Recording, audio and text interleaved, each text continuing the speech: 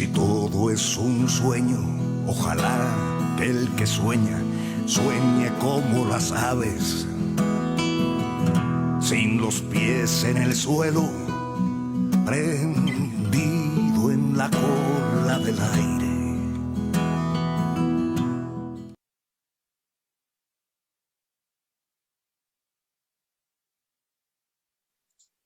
Buenas noches, les saluda Javier Molina desde México.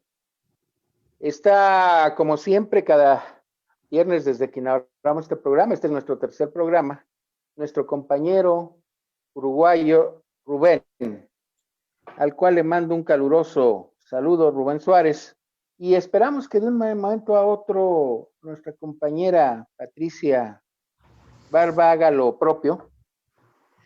Y quisiera, aparte de darle las gracias y la bienvenida, hablar de algo que es muy importante. La hermandad entre los pueblos latinoamericanos y la similitud de sus problemas. Recuerden que estos países, digo, ya no puedo decir ahora del Río Bravo, pero cuando se independizó México llegaba hasta la parte de lo que hoy es Alaska, ¿no? Y Alaska unos años antes fue vendido a los Estados Unidos, pero pertenecía a Rusia. Así que podría decirse que colindábamos o teníamos frontera con los rusos. Pero tiempo después hemos ido perdiendo espacios, territorio, pero además espacios de soberanía. El tema de hoy vamos a hablar sobre la deuda externa en América Latina y sería muy amplio el tema. Entonces, vamos a hablar sobre la deuda externa argentina, que es uno de los países hermanos que ha tenido constantes crisis y problemas por el enorme peso de su deuda externa. El último proceso que acaba de pasar en el mes pasado sobre su renegociación de la deuda externa con el presidente Alberto Fernández, cuando asume la presidencia ahí en diciembre del 2019, se da cuenta que el país estaba realmente en bancarrota. Y él ya lo sabía, por supuesto, pues es un hombre con una visión amplia, de tal suerte que se acercó no sé quién, pero el presidente de nuestro país, Andrés Manuel López Obrador, parece que orientó, ayudó, no sé en qué forma, esas cosas están fuera de mi alcance. Sin embargo, aquí con los dos compañeros periodistas que nos acompañan, vamos a hablar de manera a ras de piso, sin que los aburramos con tecnicismos sobre la deuda externa argentina. Bienvenidos entonces a este esquema. Le doy la bienvenida a Rubén Suárez. Rubén, buenas noches, ¿cómo estás? Muy bien, por suerte, muy bien. Acá, la verdad, un tema muy apasionante, muy lindo y de mucha actualidad. Y va a seguir teniendo más actualidad después de esta pandemia, porque justamente están aprovechando para supuestamente hacer créditos blandos, pero también hay que pagarlos, hay que empeñar a próximos gobiernos, porque son créditos que te lo dan para tenerte atado, te dan la plata hoy y después te la cobran a los 20, 30 años igual, pero que deja mucho que desear, ¿no? Una por los intereses, otra por lo que es la presión que le hacen a los gobiernos para que cambien sus políticas de repente monetarias o sus políticas sociales. En cierta forma, incursionan en todo lo que es el organigrama estatal de cada país, ¿no? Así es, así es. Patricia Barba, buenas noches, ¿cómo estás? Hola, ¿qué tal? Un saludo fraternal para ti, Javier, y para Rubén hasta Uruguay. Muy buenas noches. Efectivamente, es un tema que a mí me gustaría mucho abordar desde el punto de vista histórico. Habría que contextualizar qué es exactamente y cómo se generan estas deudas que acaban pagando siempre los de abajo. la clase Desgraciado. trabajadora y hasta la clase despojada, ¿no? Entonces, Bueno, sí, así es. me parece muy bien. Pues, ¿qué te parece si entre los tres contribuimos primero a acercarnos desde el pasado hasta el presente con las deudas de América y sobre todo de Argentina? ¿Te parece? Si me lo permiten, entonces le empiezo yo. Ah, cuando América logra empezar a deshacerse de los lazos de opresión contra la corona española, eh, esto es en la segunda década de los años del siglo XIX, pues resulta de que están latentes la lucha por el poder de los poderes locales en cada una de las regiones, en cada uno de los estados de cualquier región del país de América Latina. Y esto lo lleva a constantes luchas entre liberales y conservadores, entre los que querían quitarse de la tutela de los gobiernos o de la monarquía española, pero ellos querían seguir haciendo el mismo tipo de prácticas de explotación frente a sus lugareños, a los distintos lugares. En ese sentido, parece que los argentinos allá por 1823, el gobernador Martín Rodríguez manda a un par de negociadores a pedir un préstamo a Inglaterra por 1 millón de libras esterlinas, y ahí empieza la desgracia, hasta donde sé, de la Argentina. Nunca llega esa cantidad en préstamo y bajo muchos enredos le empiezan a robar. Solo creo que reciben 20,000 pesos o una cosa así, 20,000 libras esterlinas, y en unos pagos en letras, 120,000 posteriormente. Quien hace este préstamo es una casa que se llama Casa Baring, y para no hacerle mayor espacio, para no quitar comprensión con tecnicismos, 69 años después, es decir, en 1893, esta deuda se encuentra completamente multiplicada. Yo creo que esto genera una serie de problemas que incluso, ya nos lo comentarán nuestros compañeros, e incluso tiene que ver con la ocupación de las Islas Malvinas allá también por el siglo XIX.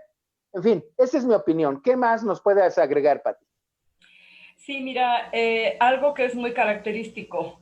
Guerras de independencia van, vienen, se llevan a cabo efectivamente, pero el sistema de explotación y de concentración de la riqueza producida siempre por las clases trabajadoras, sigue ocurriendo. O sea, no importa si es el siglo XIX o es el siglo XX o es el siglo XXI, realmente los países no podemos celebrar, perdón, la independencia. ¿Por qué? Porque si nos remitimos a los acuerdos de Bretton Woods en New Hampshire en 1944, justo cuando ya estaba finalizando la Segunda Guerra Mundial, el único país que estaba en condiciones de imponer sus reglas fue Estados Unidos. Es decir, obviamente la guerra, estaban los aliados y estaban las potencias del eje. Y efectivamente la guerra la ganaron los aliados. ¿Quiénes eran? La Unión Soviética, por supuesto. Con más de 20 millones de muertos. Gran Bretaña, sí, Gran Bretaña, la Unión Soviética y los Estados Unidos, que oportunistamente, claro, estaba Francia también, ¿no? Pero los Estados Unidos oportunistamente entraron a última hora. En las dos guerras mundiales así lo hicieron. Sí, entonces se van a este gran complejo turístico, este complejo hotelero, y acuden efectivamente las potencias. Los países latinoamericanos todavía estaban en calidad de colonias, no tenían una representatividad eficaz, o sea, digamos, de peso. Entonces ahí el que impuso sus condiciones fue nada más y nada menos que la élite, la plutocracia norteamericana, porque aquí es importante hacer una diferenciación. No podemos hablar de países, porque las sociedades, la ciudadanía no tiene nada que ver con esos acuerdos, nada que ver. Siempre son las plutocracias. Entonces, se crea el fondo más infame, es decir, el Fondo Monetario Internacional, el Banco Mundial, pero esta reunión fue auspiciada nada más y nada menos que por la Organización de las Naciones Unidas, porque a muchos se les pasa por alto que el Fondo Monetario fue una creación del sistema de las Naciones Unidas, ¿sí?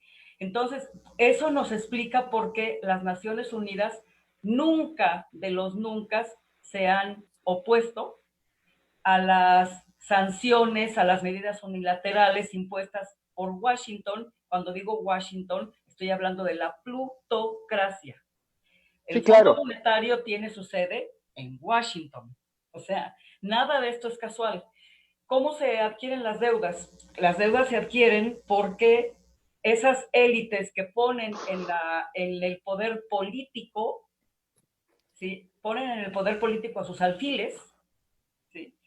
Esos alfiles van a implementar en el resto de las naciones todavía sometidas una serie de políticas fiscales y económicas que van a quebrar las economías y van a obligar a gobiernos títere a pedir préstamos al usurero más grande del mundo, que es el fondo más infame.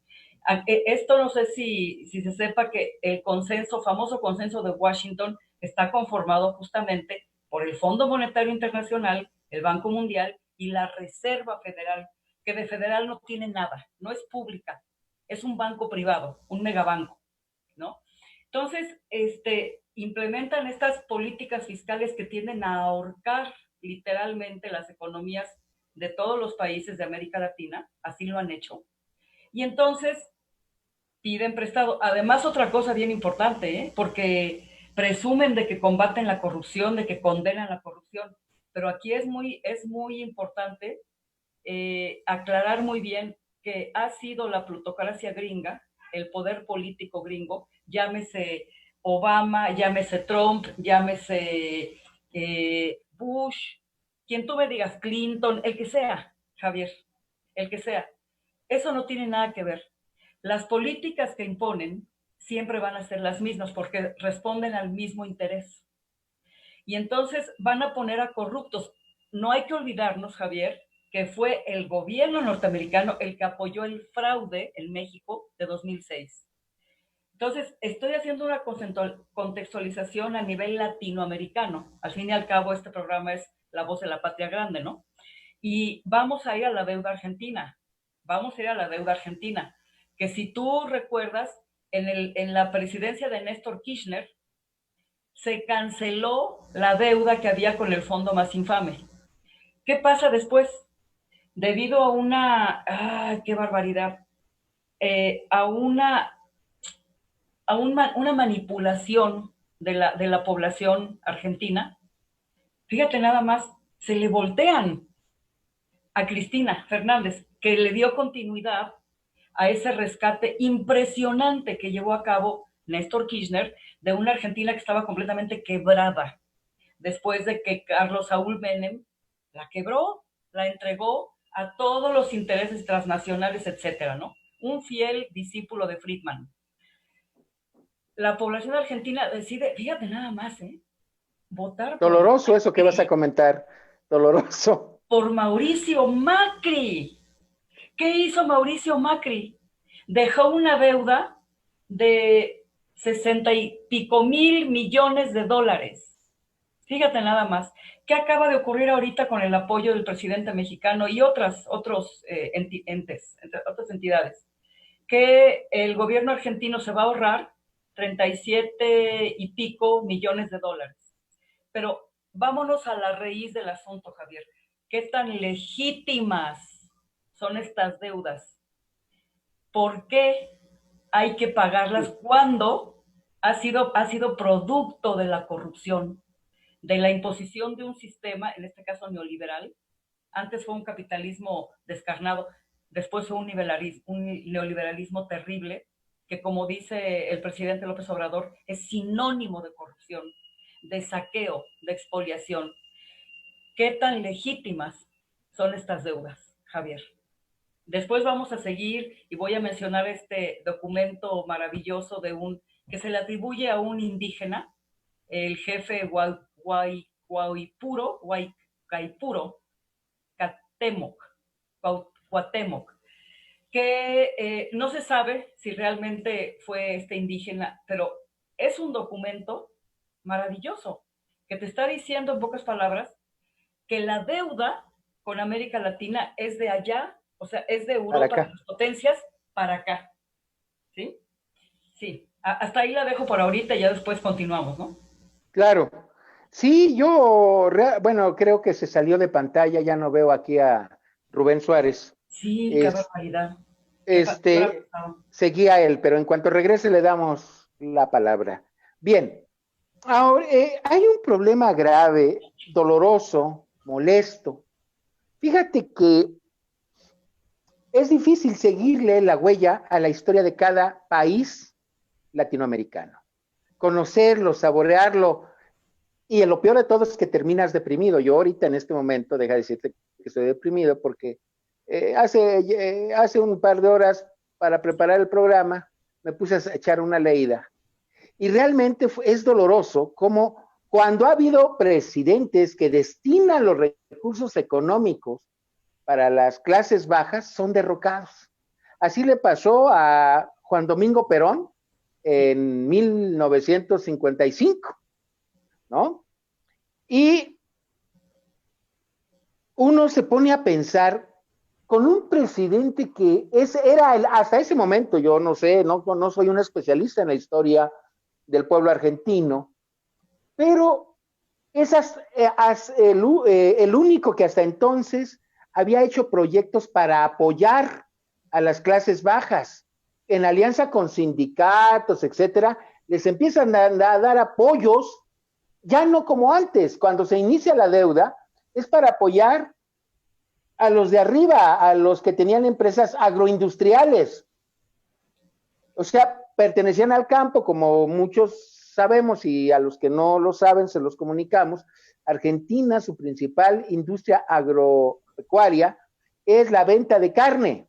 Y entonces, pues ya sabemos que los grupos de terratenientes y caciquiles de las Pampas se van convirtiendo en los amos y señores de la Argentina, aunque después se abren dos grupos dentro de este conglomerado de potentados argentinos, finalmente incluso logran destruir en los años recientes allá a la industria, al desarrollo capitalista embrionario que se da en la Argentina.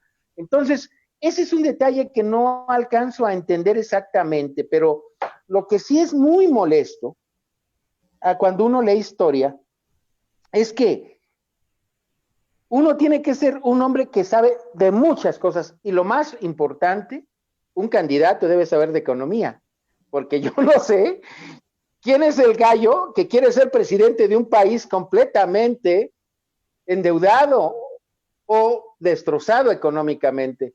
Yo ahora lo entiendo y entiendo entonces por qué el presidente mexicano actual es un hombre que siempre está pensando en la economía y le dio un giro, un giro a la economía de ayudar a los grupos más vulnerables, porque además la derecha siempre está presionando para que se adquiera deuda y un país endeudado se vuelve muy vulnerable, se vuelve rehén de los grupos que tienen el poder en la mayor parte de los países del mundo, porque están endeudados.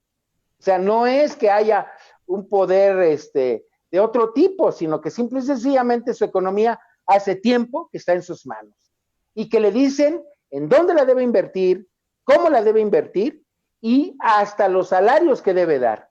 Así que en Argentina encontramos en varios momentos de la vida administrativa y económica de Argentina el recorte, la disminución de salarios, ¿no? Y como ya lo decías, Kirchner, allá por el año 2003, hizo que disminuyera la deuda externa argentina. Sin embargo, otra vez la manipulación, le voltearon a la gente y hubieron grandes problemas en ese momento, como ahorita lo está haciendo la derecha en Argentina, con el presidente Fernández. Yo creo que eso nos debe llamar la atención porque no sabemos en qué momento nos pueda pasar aquí en México ese tipo de triquiñuelas. Fíjate que lo que sucedió en México, y espero no escucharme chauvinista, porque no, nunca me ha gustado eso. O sea, que solo México es grande y esas cosas no son. No. No, nada que ver, pero vamos a vamos a tomar unos pocos ejemplos, ¿no? ¿Qué pasó, por ejemplo, con la propia Argentina? Llega Néstor Kirchner y llega luego, y su esposa lo continúa con el proyecto de rescate de Argentina de manera muy exitosa, muy exitosa.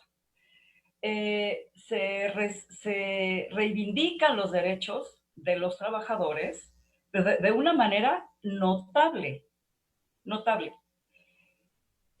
Ahí tenemos el caso argentino. Vamos con Uruguay. ¿Qué pasa con el presidente Tabaré Vázquez, que igual mantiene un nivel de vida en general del pueblo argentino elevadísimo?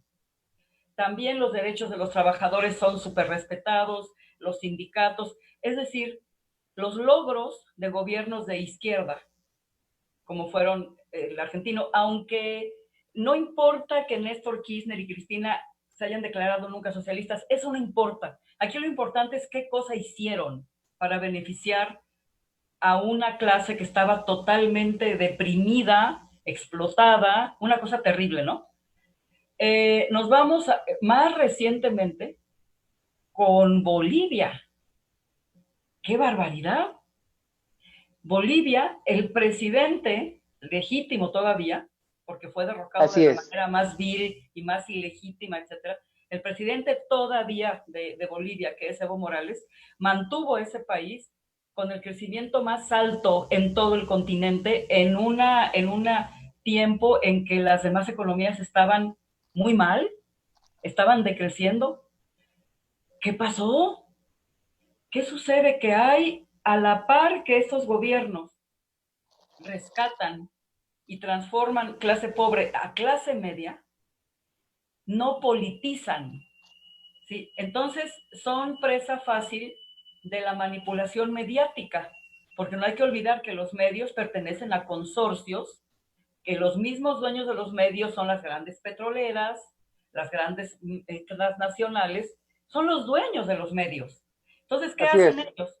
Mira, vamos a, ya no pueden asesinar presidentes como lo hicieron con Jacobo Arbenz o como lo hicieron con el presidente chileno Salvador Allende. Ya no pueden hacer eso, ya son otros tiempos, pero han cambiado los métodos, pero los fines son los mismos.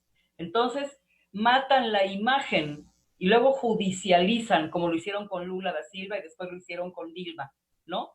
Entonces, los pueblos, por su poca politización, y eso es una crítica fraternal, por supuesto, de la izquierda a la izquierda, una crítica en la que una vez que llegas al poder, gobierno de izquierda, tienes que ocuparte de que tu población se politice, se informe, analice y aprenda que solamente la solidaridad y solamente la igualdad económica puede garantizar el progreso de una nación.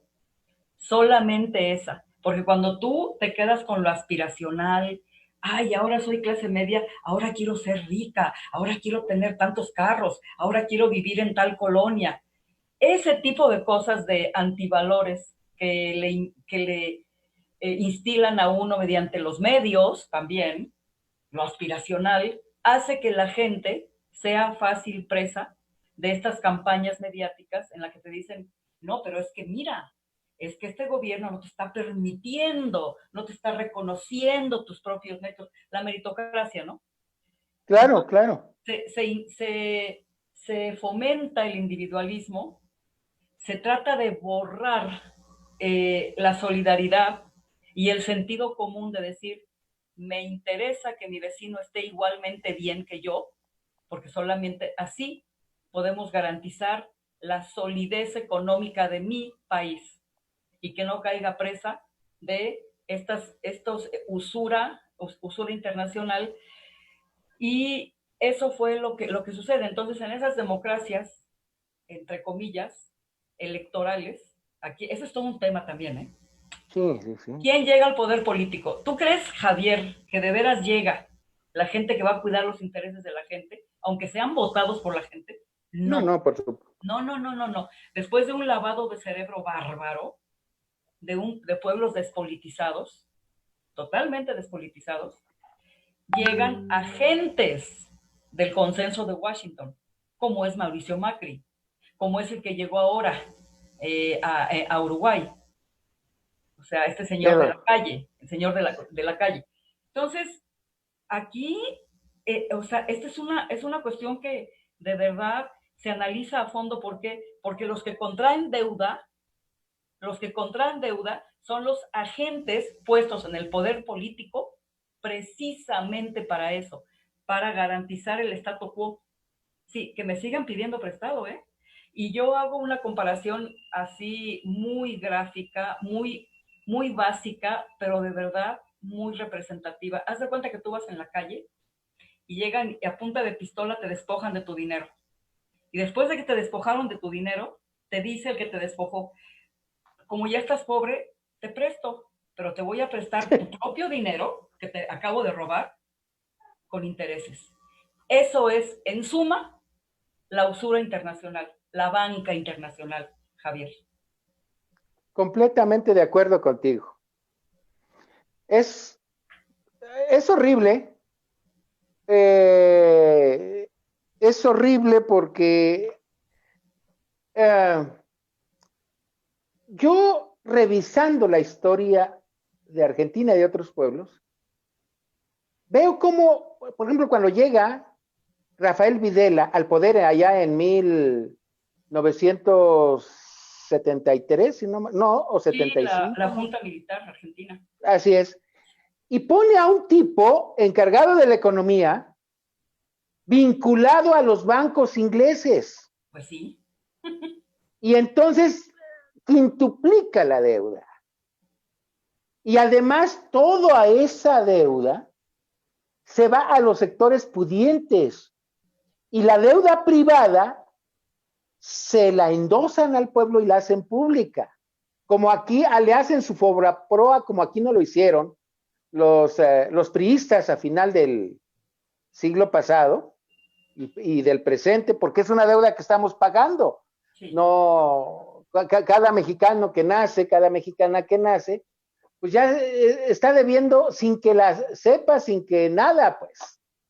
Ahora sí, como dices, sin que la deba, ya debe, ¿no? Entonces, lo peor de todo es que estos grupos de la derecha hablan a nombre de un país, hablan de sacrificar, de ajustarse el cinturón, le llamaban en México, los grupos sexenales, y sin embargo es muy mal el asunto de que llegan, roban y no les pasa nada.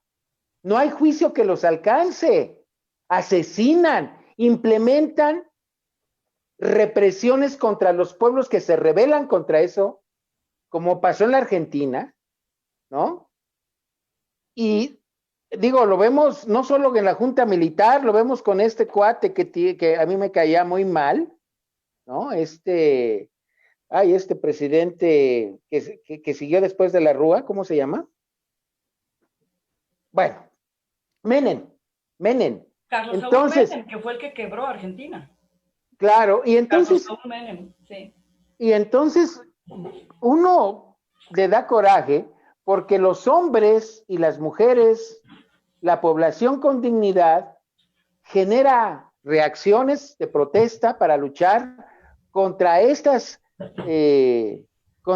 arbitrariedades, y además como solución emplea la represión, el asesinato, la desaparición, como las juntas argentinas, que son de las que más desaparecidos en el mundo tiene, ¿no? En periodos de disquecibilidad. Es muy doloroso, a mí me indigna, pues, y así lo podemos encontrar en políticos de otros países, para que, por eso América Latina no es que no sea creativa, no es que no tenga poblaciones trabajadoras, es que sus grupos de arriba han endeudado tanto a sus poblaciones que aunque trabajen día y noche, no pueden pagar por los altos intereses usureros que les ponen, como bien lo señalaste, a partir de 1944, el Fondo Monetario Internacional, el Banco Mundial y otras instituciones que van generando para controlar y decapitar, inutilizar a las sociedades latinoamericanas y del mundo. A mí me corresponde y solo alcanzo a comprender, lo digo con humildad, el mundo latinoamericano. Es doloroso ver cómo no es que seamos tontos, pero si no es por este trabajo de las clases bajas, estos países yo no entiendo cómo han logrado sobrevivir, porque los que los han gobernado se han valido de las fuerzas militares y policíacas para destruirlo, no solo su economía, sino a sus poblaciones, diezmarlas. Y entonces, entender la deuda externa argentina a ras de piso, para los que no somos técnicos con economía, o que sabemos lo elemental de economía, pero como lo que queremos es llegar a la población para que entienda, bueno, mejor dicho, para que comprenda, el drama que vivimos los países es porque de pronto tenemos gobernantes que prefieren empeñar el destino de las próximas generaciones, algunas incluso que no han nacido, para su bienestar. Yo a veces he visto la mañanera con algunas periodistas que son de la derecha mexicana, de algunos de los medios de comunicación siguen estando en medio y bajo la protección de los neoliberales, y le reclaman al presidente que no se endeuda, que debe pedir préstamos. Y lo único que le responde con una calma, yo he aprendido mucho de Andrés, la verdad, porque con una parsimonía, con una calma, les dice no, y con lo que saquemos de lo que se han robado es suficiente para hacerle frente a toda la crisis que tenemos en nuestro país. Entonces, yo creo que ahorita lo que está haciendo el presidente argentino Alberto Fernández es muy adecuado. Para empezar, otra vez ya detuvo el crecimiento de la deuda de Argentina. Ya la detuvo porque estaba creciendo exponencialmente por los intereses. Entonces, al parecer, lograron que en vez de que pagara el 4 de marzo y el 4 de septiembre del año que entra, los bonos o las cantidades que se comprometía, dijo, los voy a pagar en enero y en julio. Y además va a ser que a partir de enero del 95 va a empezar a amortizar la deuda según los planes económicos que tienen o que están. Espero que la derecha argentina no logre otra vez aglutinar a las masas de abajo para derrocar a un presidente que está haciendo muy bien las cosas. Pero no olvidemos que detrás de eso siempre están los intereses norteamericanos auxiliando a la democracia. ¿Por qué no auxilian la democracia de Honduras, de El Salvador, de Guatemala? ¿Por qué tienen que estar fregando a una economía como la venezolana o como la cubana, generándoles boicots y además generando toda una red de opinión en su contra, falseando? Y la gente desinformada se la cree, que son autoritarios, que son antidemocráticos, etcétera. Va a haber elecciones en Venezuela el próximo 6 de diciembre. Y ahí vamos a... Pero además los candidatos que hay hoy en día representan a muchos intereses. Pero sobre todo hay intereses democráticos dentro del Partido Socialista Venezolano. Yo creo que tienes razón. Hablar de la deuda externa argentina, yo soy miedoso. No quise hablar de la deuda externa de varios países en grupo, porque comprender a veces el problema de uno solo se me hace más fácil pero la manera en que lo abordaste fue perfecta. Cómo la derecha en Bolivia y en otros países ha destruido la estabilidad y el crecimiento. Y a eso les interesa mucho a los países que controlan y que tienen los bancos mundiales, los dineros. No porque sea producto de su trabajo, sino porque ha sido a partir de expropiar, de robar la riqueza de esos países que son dependientes. Sí, efectivamente. Aquí tengo que hacer dos aclaraciones. Hablando de la reunión en Bretton Woods, efectivamente Rusia y China formaron parte, estuvieron presentes, nada más que Rusia, en ese entonces era la Unión Soviética, no ratificó esos acuerdos, que eran leoninos, que imponían la visión de Milton Friedman, ¿sí? De Milton Friedman, y sí. que prevalecieron por encima de John Maynard Keynes, ¿no? Que decía otra cosa, que el Estado efectivamente tenía que tener intervención en la economía, etcétera, etcétera. China tampoco. China, como triunfó la revolución comunista en China en 1949, China tampoco acepta ya, o sea, abandona los acuerdos y no participa en ese nuevo orden mundial. Ahora, ¿por qué decía yo que no quería escucharme chauvinista? Porque lo que yo veo de novedoso en el liderazgo de Andrés Manuel López Obrador, lamentablemente no lo he visto con otros presidentes que, si bien han sido maravillosos, han luchado por sus pueblos. Pienso que no hubo ese componente de politización que el presidente en cada mañanera, aunque les dé, ¿cómo lo digo? Diarrea a la derecha. Sorry. O sea, en cada mañanera es una clase política que da el presidente. Por supuesto. Una clase política, una clase moralizante. O sea, el presidente se burla de las ambiciones banales. Quiero tener un carro, quiero tener esto, quiero tener ropa fina. Literalmente el presidente descalifica esas ambiciones que son banales, ¿no? Y habla de que el verdadero valor de un ser humano está en la solidaridad, en los auténticos valores que han sido borrados por la mediocracia, por todo lo que te meten, ¿sí? En series de televisión, en libros, en programas y en cosas así, ¿no? La mediocracia en general.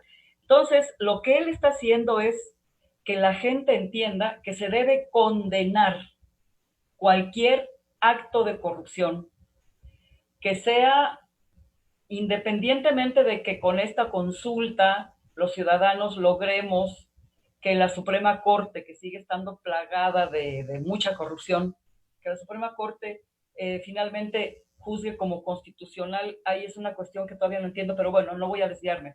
Y que reciban el castigo estos 5 maleantes que destruyeron el patrimonio de todos los mexicanos, que dejaron al país en la quiebra. Independientemente de eso, lo que la gente está aprendiendo muchísimo, lo que uno percibe, es que está muy atenta a esos mensajes moralizantes, politizantes del presidente. ¿Para qué?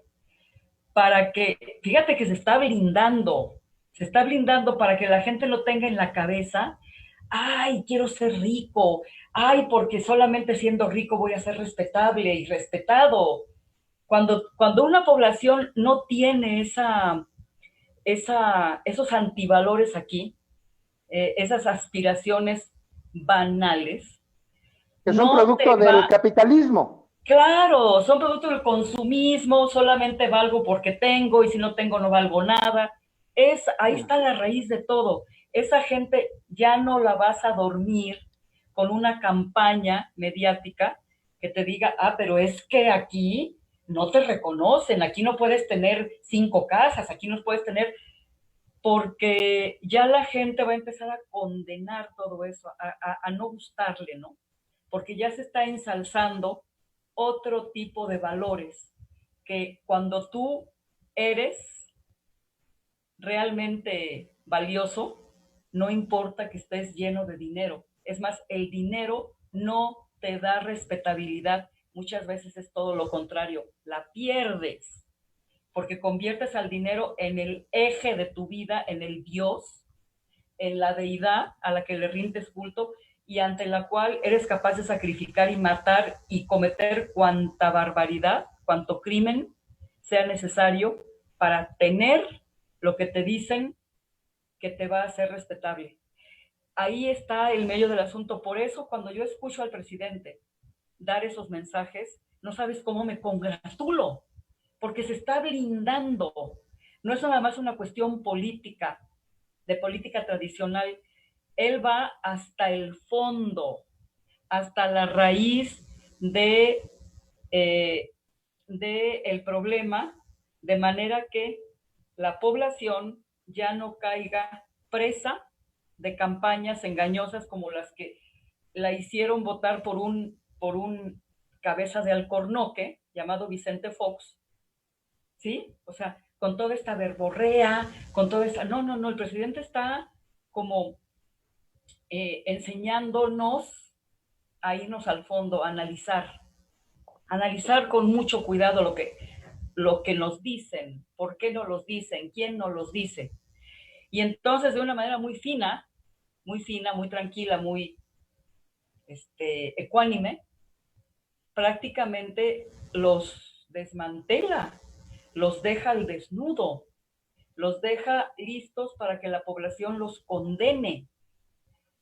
Entonces, se me hace muy difícil, Javier, muy difícil que nosotros en 6 años podamos ir para atrás, podamos votar por un, no sé, alguien de PRIAN, si es que no se acaban de, si es que no se acaban de ir al hoyo ellos mismos, por las necedades que hacen, por las absurdos, por las acciones, por las declaraciones, por todo eso que los tiene muy enloquecidos y que cada vez nos convencen más de que no pueden ser una opción para este país nunca más, nunca más.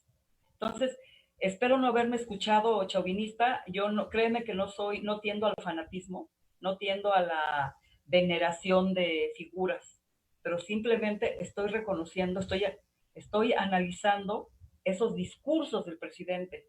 Van más allá, van encaminados a blindar a la sociedad para no volver a caer, para que no nos ocurra lo que le pasó a Argentina, lo que le pasó a Uruguay, que no vuelva a ocurrir eso, que no regresen, Claro. ¿sí? Así es.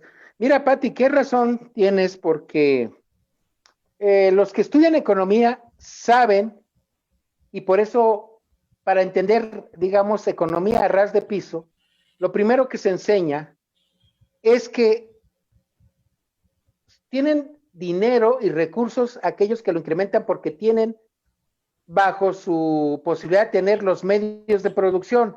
¿Qué es un medio de producción en tiempos modernos? Pues puede ser el dueño de una gran tienda, o que no es tan pequeña, pero digamos, tiene los productos, tiene local, ese es su medio de producción.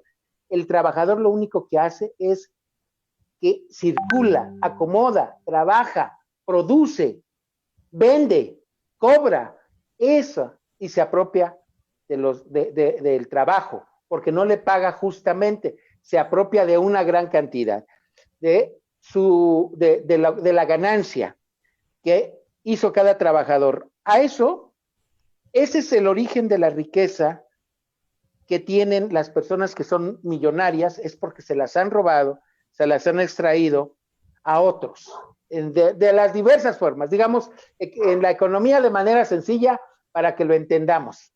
Se roban la ganancia o en economía se le llama plusvalía. Ahora bien, yo no había pensado en eso. A mí incluso hace 3, 4 meses me dio coraje cuando el presidente ya no le daba tanta chance a los youtuberos, sino que dejaba pasar a los representantes de los medios de comunicación y neoliberales. Hace 2 meses o un mes y medio, 2, lo entendí perfectamente. Porque los periodistas bien intencionados no van a atacar al presidente. En cambio, los neoliberales, los emisarios del Reforma, del Universal, de Televisa, etcétera, etcétera, pues obviamente van a estar jodiendo. Y entonces Andrés les da unas trapeadas, les da un topper hasta para llevar, para varios días. Llévense por si les hace falta. Y entonces es una clase de formación política todos los días. Tienes toda la razón. Digo, yo no lo había entendido como tal, pero efectivamente es una clase fundamental de formación política. Creo que nosotros tendríamos siempre que estar viralizando las conferencias, porque no se le va una. Y además, no se le puede, le han querido encontrar todos los defectos, incluso que ratero. Falsean información, mandan informaciones a través de las redes sociales, pero no han tenido éxito. No es que uno sea chauvinista, simple y sencillamente reconoce que tiene un presidente que ha acumulado, que ha aprendido de las experiencias de otros presidentes, ¿no? Como el caso de los chilenos, o en Argentina, o en Ecuador, Perú, que dicen, una cosa es llegar al gobierno y otra cosa es tener el poder. Claro. Son cosas distintas. Entonces, la derecha a veces deja, o ha dejado en algunos países que llegue la gente al gobierno, pero no le dan la capacidad de maniobra para que pueda deshacer los compromisos de explotación y de pérdida de independencia de esas naciones. Yo hace no sé cuántos días tiene o semanas que el presidente Andrés denunció que están concesionados más del 60% de nuestro territorio a compañías mineras transnacionales. Imagínate tú, o sea, que nuestro territorio ya esté dado a los extranjeros y que ni los ejidatarios ni los comuneros saben de eso. Cuando nos enteramos, porque eso sí, los neoliberales, los prianistas, acompañados por sus partidos paleros, bien que los acompañan y no dicen nada. Firmaron pactos contra México y no decían nada. Y todavía tiene el descaro, el candidato del PAN en esta semana, creo que por ahí de lunes, a decir que como México está en la desgracia y no sé qué tanto, regresa a la participación política. Lo que el tipo no sabe es que ya hay varias demandas en su contra por por diversos delitos de corrupción y no sé qué tantos más. Eso se lo dejamos a las autoridades encargadas de la judicialización de las penas. Ahora, lo que sí, y con esto concluyo para darte otra vez la palabra, Pati, es que la deuda que deja el expresidente Macri la agrandó enorme. ¿Y a dónde está esos beneficios económicos? En bolsillos de los privados. Claro. Espero que no hagan lo que han hecho otras veces, que terminan en bolsillos privados. Y nada más quisiera, por último, decir que después de terminar con la Junta Argentina ya por 1983, llega al poder como una alternativa. El pueblo argentino estaba muy cansado y llevan al poder a un señor que se llamó Raúl Alfonsín, y lleva a un economista que plantea y que le propone crear el Club de Deudores de Países de América Latina. Bueno, el encargado creo que se llamó Bernardo Crispun, algo así, y de todos modos sufrieron ataques feroces.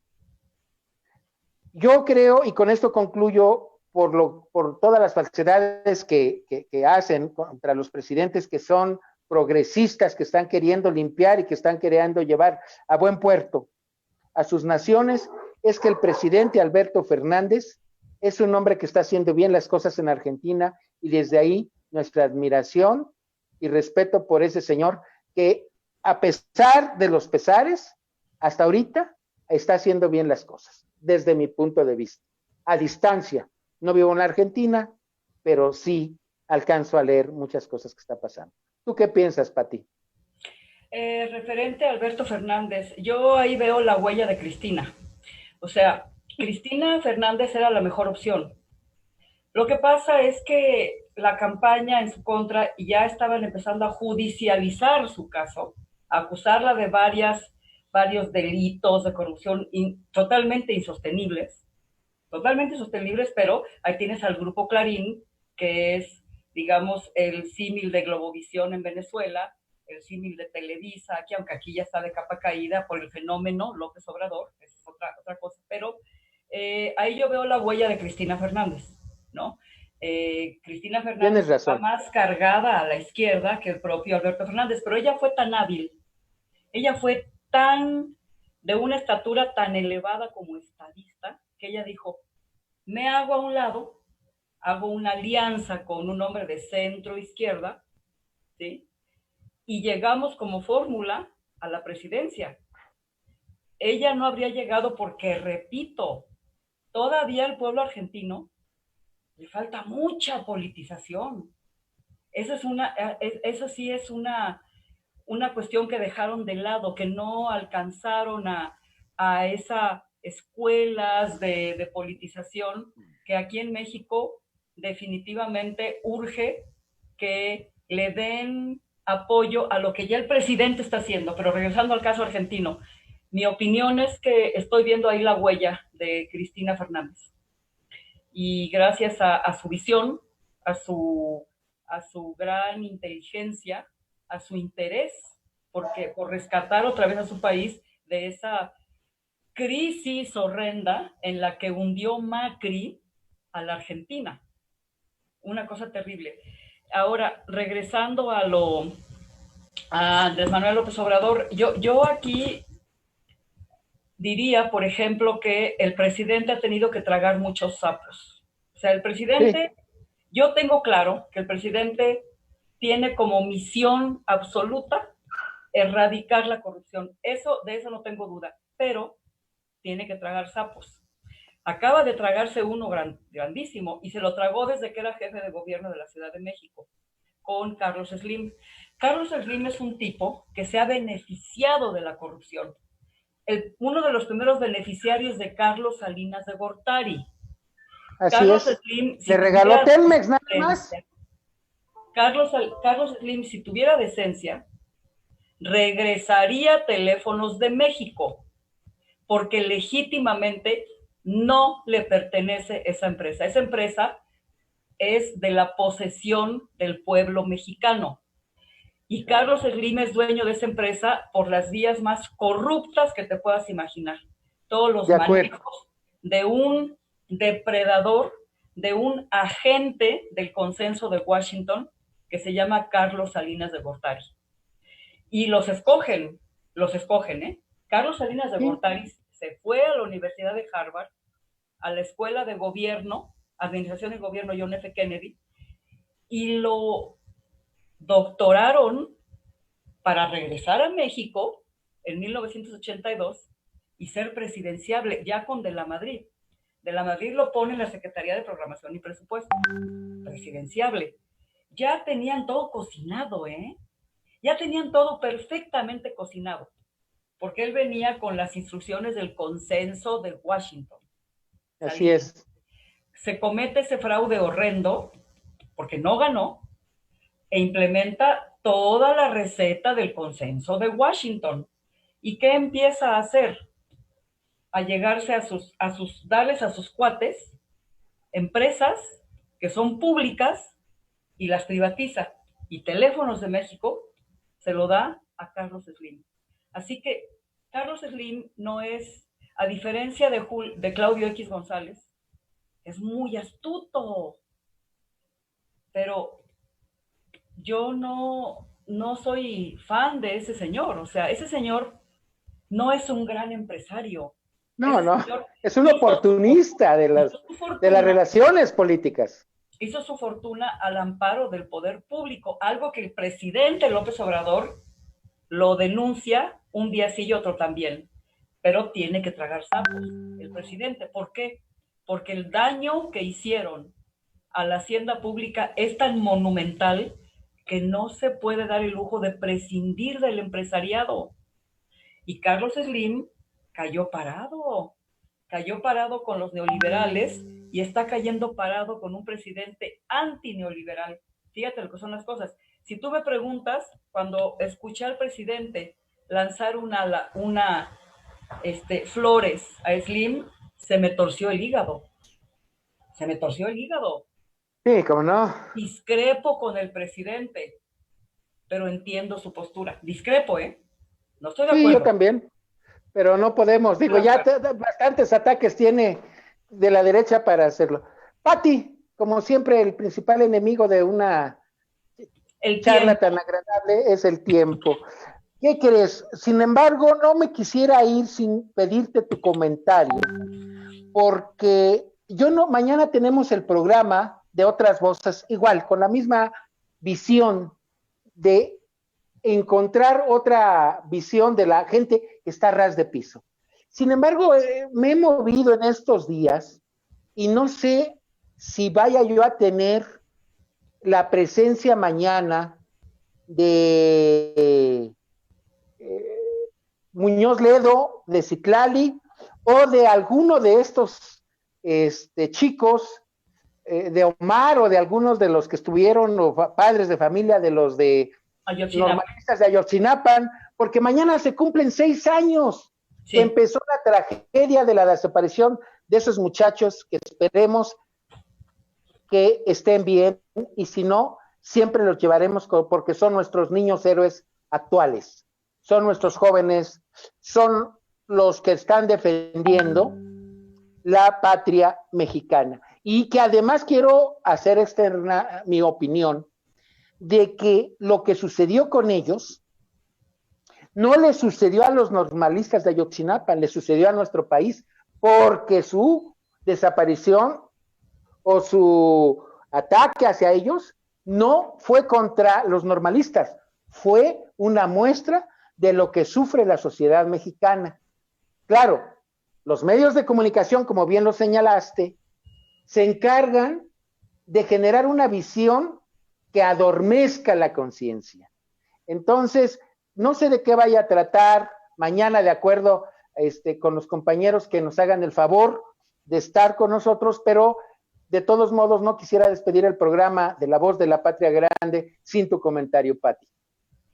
Definitivamente, Javier, yo creo que el día de mañana es importantísimo y hay que tenerlo aquí presente, muy presente, porque esos jóvenes eran altamente politizados. Esa normal, la de Isidro Burgos Ayotzinapa, es de las normales que más formadoras de verdaderos ciudadanos que tú te puedes encontrar en el espectro educativo en México, que es muy pobre, pero esa normal se distinguió siempre por formar líderes políticos de una gran estatura. Nos duele mucho lo que sucedió y tuvo una mezcla, un componente en el que intervinieron los cárteles de la droga, ¿no? Pero eso no le quita a la imagen de los jóvenes ese sello de una enorme politización y una gran estatura moral. Así que es un programa obligado ese aniversario de la desaparición de los jóvenes, los 43 de años. Ok. Pues ya me está diciendo la producción que ya me pasé del programa. Ya. Les agradecemos mucho. Nos vemos dentro de 8 días y mañana a las 7 de la noche en Otras Voces los esperamos. Muchas gracias por su atención y que tengan un buen descanso. Muy buenas noches. Buenas noches.